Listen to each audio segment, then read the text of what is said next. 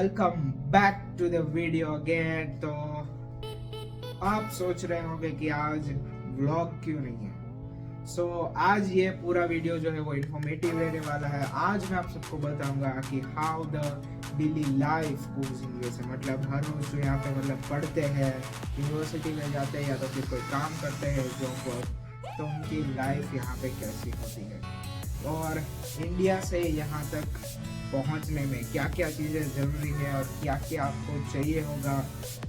कैसे आप लोग अच्छी तरह से मतलब कोई परेशानी के बगैर आप यहाँ पे पहुँच सकोगे, ये सारी चीज़ें हम लोग आज इस वीडियो में कवर करने वाले हैं।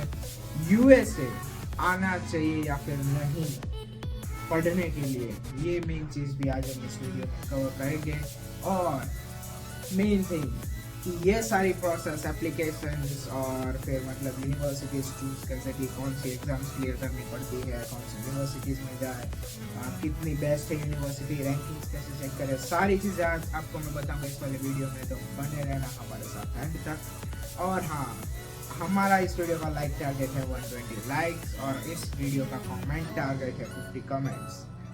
तो हमें बस अभी 2 महीने में 1000 सब्स खत्म करने हैं, कोई कुछ भी हो जाए, क्योंकि हम एक तो 550 सब्सक्राइबर्स आज क्रॉस कर चुके हैं और जल्दी ही आप लोगों के सपोर्ट से हम क्रॉस कर जाएंगे, ऐसी आशा रखता हूँ। तो चलिए शुरू करते हैं हमारा वीडियो। तो सबसे पहली थिंग मतलब सबसे पहली बात जो आप सबके दिमाग में आ रही होगी कि यूएसए पढ़ने के लिए आना चाहिए या नहीं, तो ये बात पे मैं जाऊँ उससे पहले मैं आप लोगों को बता दूँ कि ये सारा कुछ डिपेंड करता है कि आप किस वजह से यहाँ पे आए।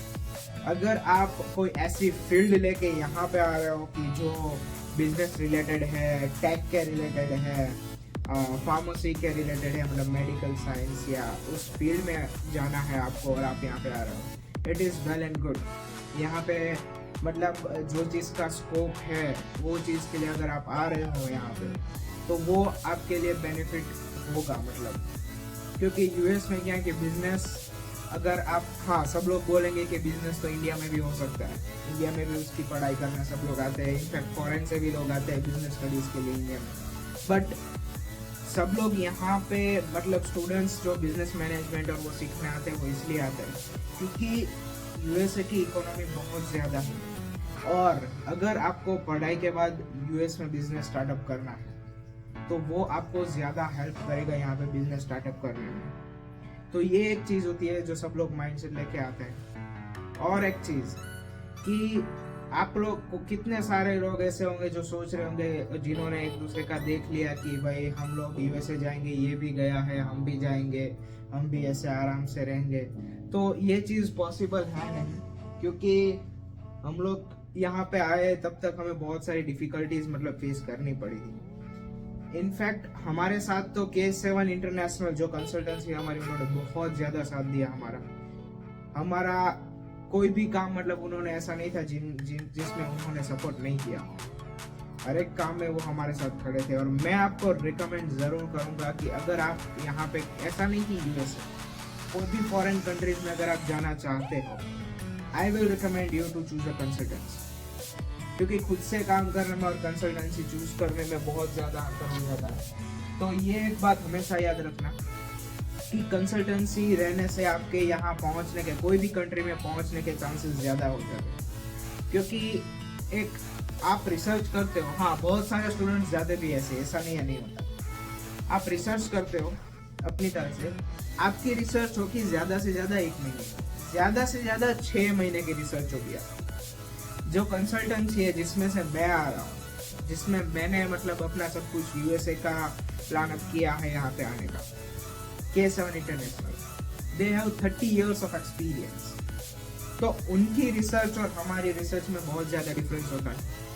जब हम लोग आने का सोच रहे थे यहाँ पे, तब हाँ हमने भी बहुत सारी यूनिवर्सिटीज़ देखी थी, बहुत सारे मतलब एग्ज़ाम्स कौन सी चाहिए वो भी हमने देखी थी। बट वहाँ पे जाके सही पता चलता है कि कौन सी यूनिवर्सिटीज़ के लिए, कौन से फील्ड के लिए कौन सी एग्ज़ाम्स नेसेसरी होती है। Majorly university to university depend करता है कि which exams are necessary for that university. But अगर आप यहाँ पे आना चाहते हो तो मैं रिकमेंड करूँगा कि कंसल्टेंसी चूज करें। Second most important thing, university selection, exams and visa. सबसे पहली बात, यूनिवर्सिटी सिलेक्शन एंड एग्जाम्स। अगर आप कोई भी एग्जाम्स के लिए प्रिपेयर करते हो और यूनिवर्सिटीज आपको चूज करनी है, थोड़ा सा रुक जाओ, एग्जाम का रिजल्ट आने के बाद यूनिवर्सिटी सिलेक्शन शुरू कीजिए। बिकॉज हमने भी बहुत सारी यूनिवर्सिटीज देखी थी जिसमें हमको लगा था कि we get admissions, but consultancy जाके ही पता चला, उन लोगों ने बोला कि दिस इज नॉट पॉसिबल। हमारी प्रोफाइल के अकॉर्डिंग जो भी यूनिवर्सिटीज होती है उसमें अप्लाई करना चाहिए। क्योंकि पहली बात तो अगर आपको नहीं पता तो मैं बोल दूँ, यूनिवर्सिटी टू यूनिवर्सिटी डिफरेंट होते हैं चार्जेस एप्लीकेशन के, बट हाँ इन डॉलर्स हमारे यूनिवर्सिटीज़ के जो चार्जेस थे वो कुछ $35 थे या $60 थे। तो अगर आपके पास पैसा है इतना सारा और आपको पता ही है कि उसमें आप एडमिशन्स नहीं आएगा, मतलब आपका एडमिशन, तो उसमें पैसा वेस्ट करके कोई फायदा नहीं। हमने भी पहले बहुत सारी यूनिवर्सिटीज चूज की थी, बट हमें एक बहुत बड़ी हेल्प मिल गई K7 से कि उन्होंने हमको बोला कि प्रीफर दिस यूनिवर्सिटी। और मैं आज ऐसा बोल सकता हूँ कि हम बहुत ही अच्छी यूनिवर्सिटी में हैं आज, जो उन्होंने हमें सजेस्ट की थी, और हमें कोई भी शिकायत नहीं है इससे। और अगर आप कंसल्टेंसी ज्वाइन करते हो तो ये आपके पास एक और बेनिफिट होगा कि वो आपके साथ हमेशा खड़े रहेंगे। चाहे कोई भी आपको प्रॉब्लम आ रही है इन वीजास और एवरीथिंग, हमेशा वो लोग आपके साथ खड़े रहेंगे। और वीजास मेन थिंग कि कैसे वीजा के लिए, मतलब वीजा सबका अप्रूव होता है नहीं होता है, यूएस का US visas are quite difficult. ऐसा नहीं है अप्रूव नहीं होता है, बट दूसरे कंट्रीज से थोड़ा सा डिफिकल्ट है। हम तीनों साथ में गए थे वीजा के लिए, मैं, कुश और ये, मतलब डेट्स अराउंड मेरी और कुश की तो एक ही दिन आगे पीछे थी, और जियान थोड़ा 6-7 दिन पहले उसका वीजा आ गया था। तो जब मैं और कुश गए थे साथ में मुंबई, तो कुश का वीजा अप्रूव हो गया लास्ट में, और मैं जब गया तब बाहर हम खड़े थे और अराउंड 3,000 to 4,000 पीपल बाहर खड़े थे एम्बेसी के बाहर। और हम जब, मेरा टर्न था आई थिंक कुछ अराउंड 8:30 का, तो मेरे पहले जो गए थे अंदर, वो जब बाहर आए ना, दे वर लिटरली क्राइंग कि उनका वीजा रिजेक्ट हो गया। क्योंकि आप एक बार सोचो कि आपने 1 साल पूरा मेहनत की है, और अगर आप फिर सोचते हो कि मैं दूसरी बार वीजा अप्लाई करूंगा, डेट्स कब मिलती है उसका कोई फिक्स नहीं होता। कोई लकी होता है जिसको मिल जाती है, किसी को नहीं भी मिलती है। सो ये सारी चीजें ध्यान में रखनी है। और अगर कंसल्टेंसी से आप जाते हो तो आपको पता है कि वहाँ पे क्या बोलना है क्या नहीं बोलना है। हम लोग जब गए थे तो हम वेल प्रिपेयर, और हाँ मैंने आपको बोला कि वो हमेशा आपके साथ खड़े रहेंगे कंसल्टेंसी, मतलब K7 इंटरनेशनल जहाँ से मैंने ली कंसल्टेंसी। वो लोग, जब मेरा इंटरव्यू डे था तो मेरा online around on phone call, मतलब मेरा इंटरव्यू हुआ 5 टाइम्स। जब मैं मुंबई में था, राजकोट से मुंबई जिस दिन मेरा इंटरव्यू था उसके अगले दिन 5 बार मेरा इंटरव्यू लिया गया था। सुबह अर्ली भी मुझे फोन आया था कि क्या है स्टेटस और वो सब कुछ। और जब मेरा वीजा अप्रूव हुआ, मैं जब बाहर आया तब तक उनके 3 या 4 कॉल तो आ चुके थे ही। क्योंकि बहुत, आपको जितना टेंशन होगा ना उससे 2 गुना ज्यादा उनको भी होगा, क्योंकि वो ऐसा नहीं चाहते कि आप कोई गलत जगह पे जाओ। और ऐसा नहीं है कि ये फीस ले लेंगे तो फिर वो कोर्स खत्म हो गया, हमारा सब कुछ, हम यहाँ पे आज भी अगर हमें कोई प्रॉब्लम होती है तो वो लोग हमेशा हमारे लिए खड़े हैं। So first of all thank you K7 international for being with us every time. और अब आती है मेन थिंग, यूएसए आना चाहिए या नहीं। देखो, कंपैरिजन में और रियल लाइफ में बहुत ज्यादा फर्क होता है। आप लोग हमारे ब्लॉग देखते ही हैं, और नहीं देख रहे तो देख लेना, आपको ज्यादातर आइडिया उसमें से आ जाएगा कि हाउ द लाइफ इज।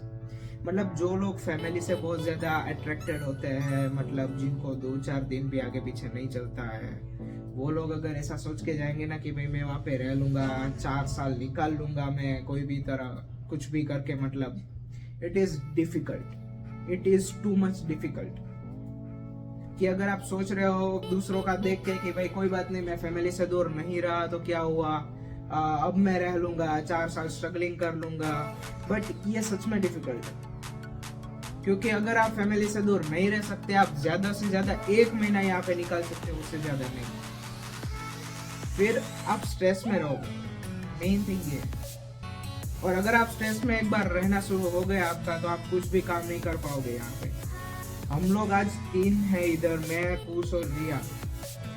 और हाँ, अगर कोई ऐसी सिटी है जहाँ पे गुजराती बहुत सारे, आपका ग्रुप एक बार बन गया तो अच्छा है, लेकिन अगर वहाँ पे कोई है नहीं, और मोस्ट ऑफ टाइम ऐसा होता है कि अगर आप गुजराती कोई है, मान लो न्यू जर्सी जा रहे हो, न्यूयॉर्क जा रहे हो, या कोई भी ऐसे सिटी में जा रहे हो जहाँ पे गुजराती बहुत ज़्यादा है, लेकिन वो भी बिजी होंगे अपने लाइफ में, तो हर रोज़ ऐसा पॉसिबल नहीं कि आप उनसे मिलोगे, या फिर हर रोज़ आप वहाँ पे आप गुजराती जितने गए उन सबके साथ बातचीत करोगे या कुछ भी होगा, या तो फिर आपकी जो कम्युनिटी है उसके साथ आप बातचीत करोगे। तो ये खास बहुत ध्यान में लेके चलना। आजकल बहुत पेरेंट्स को भी ऐसा लगता है कि मेरा बच्चा जाएगा तो मतलब उन्होंने सुना होगा कि 1 महीने बाद वापस आ गया, वहाँ पे जॉब नहीं है। सी ये बहुत आजकल चला है कि जॉब नहीं मिलती है। See it depends on your talent and skills. हमने यहाँ पे ऐसे लोगों को भी देखा है कि जो यहाँ पे आके स्टडी करके आज बिजनेस खड़ा कर दिया, और ऐसे लोग भी है यहाँ पे कि जो यहाँ से स्टडी करके वापस ही किया जाता है। तो ऐसी बात नहीं कि जॉब नहीं मिलती है। स्पेसिफिकली बात करूँ तो यूएसए की, क्योंकि अभी तो हम लोग यहाँ पे आए हैं और जिस तरह से यूनिवर्सिटी में और हम लोग मतलब देख रहे हैं सब कुछ, स्टडी जो हम कर रहे हैं, उस हिसाब से तो हमें नहीं लगता कि यहाँ पे जॉब्स नहीं है। हाँ, मैंने वीडियो में बोला था कि जॉब वैकेंसी यहाँ पे कम है, वो किस लिए, ऑन कैंपस कम है।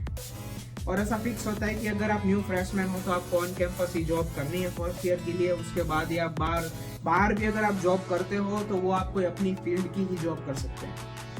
तो अंदर अगर आप सोचो कि एक आप माइंडसेट एक लेके चलो कि एक साल में अगर 40 to 45,000 स्टूडेंट्स का एनरोलमेंट होता है, अगर उसमें से 20,000 स्टूडेंट को भी अगर जॉब चाहिए तो ऑन कैंपस इतनी जॉब कहाँ से मिलेगी? पॉसिबल है ही नहीं इतना। 20,000 स्टूडेंट्स को एम्प्लॉयमेंट पार्ट टाइम देना, इट इज नॉट इजी। तो इस वजह से ऑन कैंपस अभी जॉब नहीं है। 1 या 2 सेमेस्टर के बाद तो हमें डेफिनेटली जॉब मिलती है, हमें ट्राई करनी पड़ती है यहाँ पे। और कई लोग बोलेंगे कि पढ़ के फिर उसके बाद जॉब नहीं मिलेगी। इसी ऐसा नहीं है। अगर आप में है कुछ स्किल्स और वो सब कुछ तो आपको जॉब मिलेगी।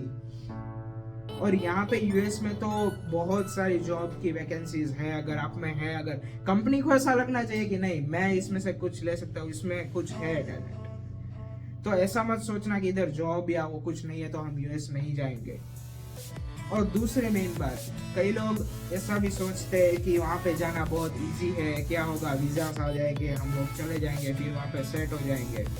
आप यहाँ पे एक बार आना, जस्ट आप ज्यादा नहीं सिर्फ 15 दिन रहोगे ना, आपको पता चल जाएगा कि इंडिया बेटर है या फिर अमेरिका। अगर आपके साथ कोई आ नहीं रहा है सब तो, लेकिन अगर आप ऐसे हमारे जैसे 2 या 3 आ रहे हो तो फिर आपको धीरे धीरे सेटलमेंट आने में थोड़ा टाइम लगेगा, बट हो जाओगे एटलीस्ट। लेकिन मैंने जैसे बोला कि अगर आप किसी का देख के आ रहे हो, या तो अगर आपको किसी को दिखाने कि मैं अमेरिका में हूँ, ये चीज़ें करने के लिए प्लीज़ मत आना जो भी फैमिली से मतलब बहुत ज़्यादा अट्रैक्टेड है, क्योंकि यहाँ पे बहुत ज़्यादा डिफिकल्टीज आपको फेस करनी पड़ेगी। हम 3 हैं आज, तो भी कई बार हमारे यूनिवर्सिटी से हम रात को आते हैं 9:20 तक हमारा क्लास खत्म होता है ट्यूसडे को। उसके बाद 9:30 पौने 10 बजे तक हम घर पे पहुँचते हैं। तो उसके बाद कभी कभार ऐसा होता है कि खाना बनाने की भी इच्छा नहीं होती और ऐसे ही सो जाते हैं। तो अगर आप अकेले रहोगे तो फिर ये सारी चीज़ें बहुत ज़्यादा होती। तो ऐसी बात नहीं कि अकेले कोई आता भी नहीं है, बहुत सारे स्टूडेंट्स आते हैं और यहाँ पे अपनी लाइफ सेट करके भी जाते हैं। हमने बहुत को देखा भी है ऐसा। तो ऐसा नहीं इम्पॉसिबल है, बट अगर आपको कुछ अंदर से इच्छा है कि मुझे कुछ करना है तो आप आ सकते हैं। सो ये बात थी जो मुझे आपको बतानी थी कि ये प्रोसेस कैसे आप करना है। तो सबसे पहली बात वापस एक बार जस्ट आपको क्लियर कर दे रहा हूँ कि अगर आपको कोई भी यूनिवर्सिटी रिलेटेड या तो यूएस आने तक का अगर आपको प्रोसेस करना है तो मेन थिंग अपने आप मत कीजिए। बहुत सारे प्रॉब्लम्स आएंगे और वो उससे अच्छा है कि आप कोई भी कंसल्टेंसी चूज कीजिए। लेकिन मैं आपको प्रीफर करूंगा वो है K7 फॉर राजकोट। अगर राजकोट से कोई देख रहा है और किसी को जाना है तो K7 international is the best. मैं आपको दिखा भी दूंगा कि हाउ इट वर्क्स और वो सब कुछ अगले कुछ वीडियोज में आएगा वो। तो ये आज के वीडियो में बस इतना ही मुझे आपको बताना था कि यूएस आना चाहिए नहीं आना चाहिए, कैसी लाइफ है इधर, और आप हमारे व्लॉग्स देखेंगे तो आपको पता चल ही जाएगा। सो ये जो मैंने आज आपको बातें की वो ध्यान में रखना, और अगर आपको कोई वीज़ा रिलेटेड या तो फिर कौन सी एग्ज़ाम्स देनी है उसके रिलेटेड क्वेरीज है आपको, तो फिर मैं यहाँ पे नीचे कॉन्टेक्ट डिटेल्स और वो सब कुछ मेंशन करता हूँ। आप डायरेक्टली कॉन्टेक्ट कर सकते हो केसॉन international. And once again thank you केसॉन international for being with us always. Thank you all. मिलता हूँ आपको एक नए व्लॉग में। और कल की मैं आपको बात कर दूँ तो कल हम जाने वाले हैं यहाँ पे स्वामीनारायण बीएपीएस मंदिर। तो कल का ब्लॉग बहुत इंटरेस्टिंग होने वाला है, तो कल जुड़ जाएगा हमारे साथ ठीक 7 बजे रात को। तो मिलता हूँ मैं आपको कल के नए वाले ब्लॉग में, तब तक के लिए गुड बाय।